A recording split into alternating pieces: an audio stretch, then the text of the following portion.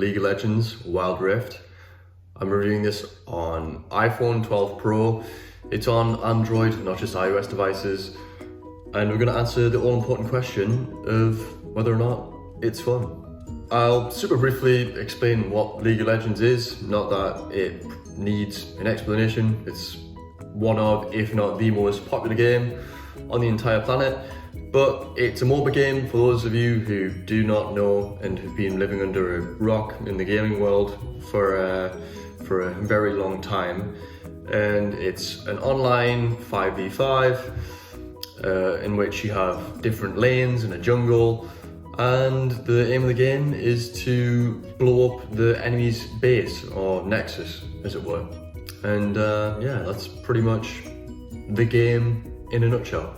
I will preface this review by saying I'm not the best League of Legends player on the planet. In fact, I'm an entire Bronze 2 and Bronze 3 worth of bad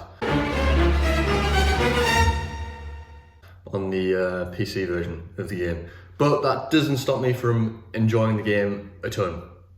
Alright, first things first.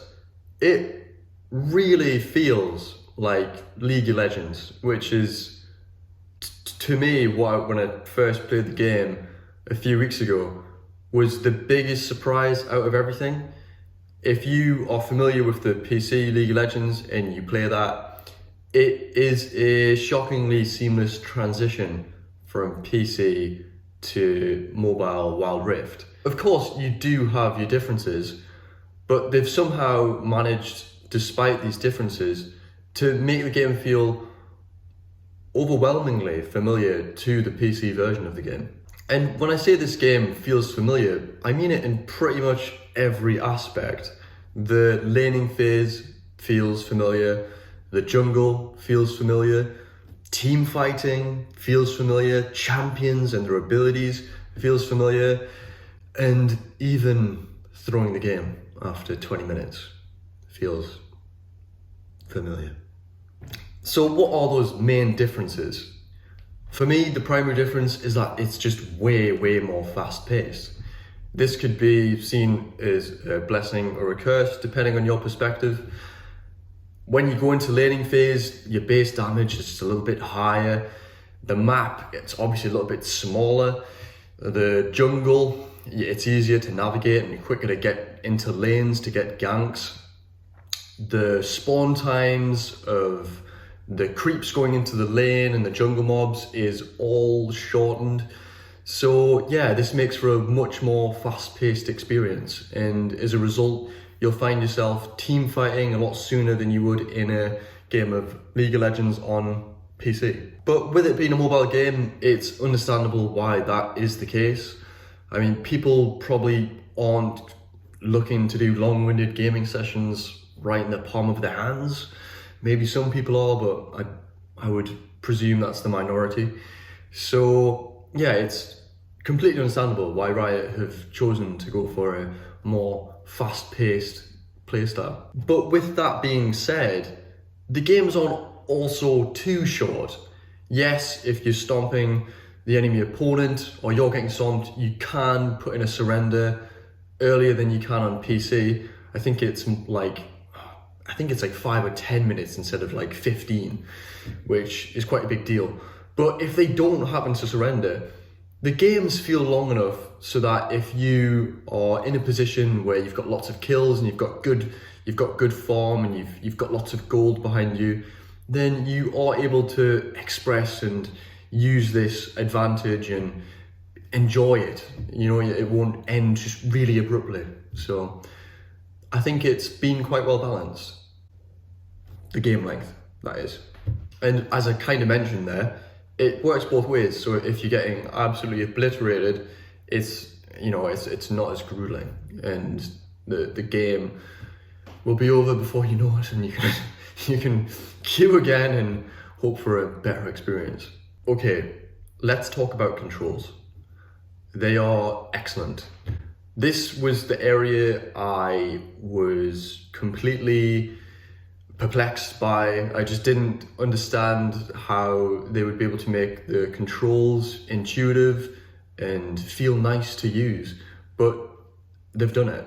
Yeah, I just could not fathom how they would be able to make a champion such as Zed, who uses lots of skill shots, to work and feel natural and intuitive, but they have managed to make it work. Obviously, it's not point and click to move like on PC. You've got analog stick style movement, which they kind of had to go with, but it works. It works really well.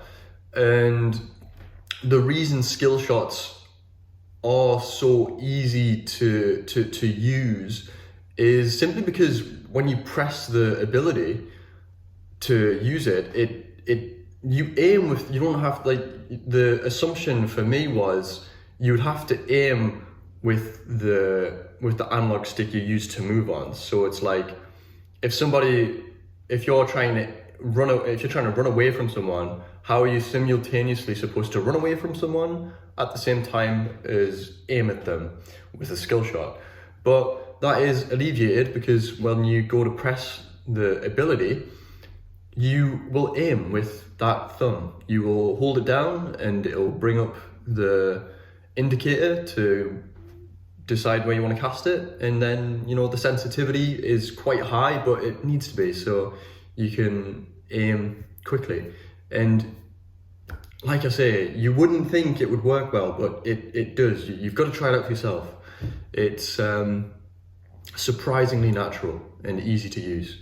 In terms of the UI, everything's just neatly on the right portion of your screen, such as pings, such as warlords, items, all of that is on the right hand side of the screen. And luckily, there's no finger gymnastics to use any of these. It's just kind of all comfortably within reach. And I've by no means got gigantic hands, so it's all there and easy to use. In the performance department as well, this game runs extremely well. Yeah, okay, it's not an absolute graphical masterpiece. It isn't super graphically demanding. It looks great. It does look pretty fantastic. I don't think anyone will have any quarrels with the way that this game looks, especially if you're coming from PC to mobile. I can't speak for other mobile phones. I've only played this on iPhone 12 Pro, but I do get the impression it'll be pretty uniform and look quite similar across the board.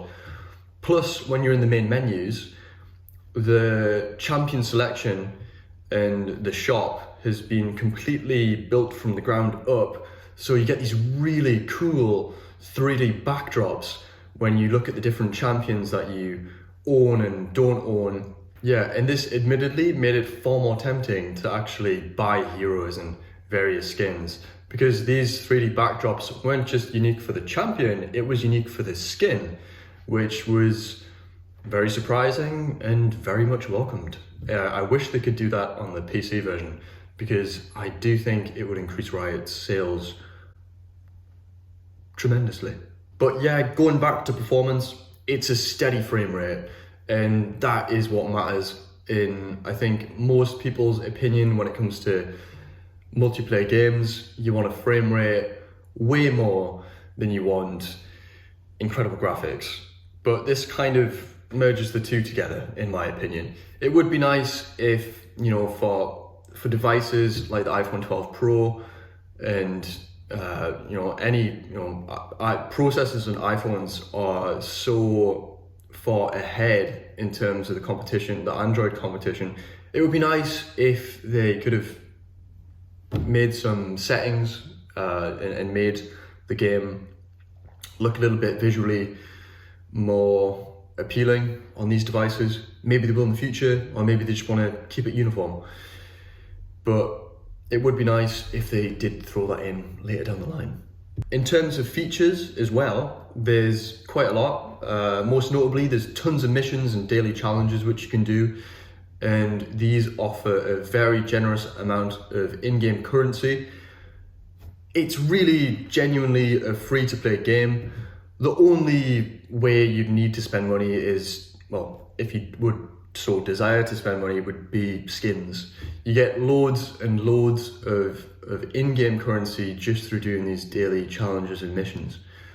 So I just cannot see why you'd have to spend money. I mean, you can really attain any champion your heart desires just by organically kind of playing the game and yeah, grinding through game after game on the Rift. But yeah, summing this all up, is it fun?